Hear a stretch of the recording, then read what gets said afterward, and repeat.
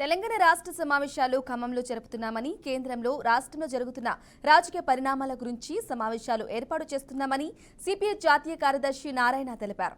నరేంద్ర మోదీ ఓడిపోతారనే భయంతో మతోన్మాదాన్ని రెచ్చగొట్టి మూడోసారి అధికారంలోకి వచ్చారని, స్వాతంత్ర్యం వచ్చిన తరువాత ఇటువంటి దిగజారిన ప్రధానమంత్రి లేరని, అయోధ్య పేరుతో రాజకీయం చేయాలనుకున్నా కానీ అయోధ్యలోనే ఓడిపోయారని నారాయణ దుయ్యబట్టారు.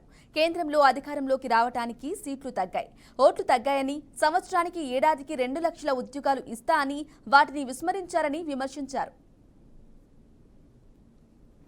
ప్రధానమంత్రిగా ఉన్న మోడీ రాజ్యాంగ విలువలు మొత్తం తొంగలో దొక్కి కేవలం ఓడిపోతాను భయంతో మతోన్మాదాన్ని రెచ్చగొట్టాడు, ప్రాంతీయతత్వాన్ని రెచ్చగొట్టాడు, అబద్ధాలను ప్రచారం చేశాడు. బహుశా గోబెల్స్ కానీ బతుకుంటే నేను ఎందుకు పనికిరాని చెప్పి నాకు ఆత్మహత్య చేసుకునేవాడు. అంత పెద్ద ఎత్తున అబద్ధాలు చెప్పాడు. స్వాతంత్రం వచ్చిన తర్వాత ఇలాంటి దిగజారిన ప్రధానమంత్రి ఇప్పటిదాకా లేడు. భవిష్యత్తులో వస్తాడు నేను అనుకోను. అలాంటి పరిస్థితుల్లో ఎన్నికలు జరిగితే ఆయన మోడీ గ్యారెంటీ అన్నాడు, అది ఎగిరిపోయింది. అయోధ్య రామాలయం దేశం మొత్తం తిరిగాడు, అయోధ్యనే ఓడిపోయాడు.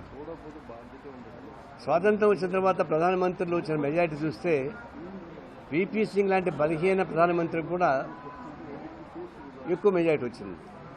మొట్టమొదట స్వాతంత్రం వచ్చిన తర్వాత అది తక్కువ మెజారిటీతో గెలిచింది ఎవరంటే మోడీ గారే ఈసారి. అంటే ఆయన పర్సనల్ ఎంపీ ఓట్లు తగ్గినాయి.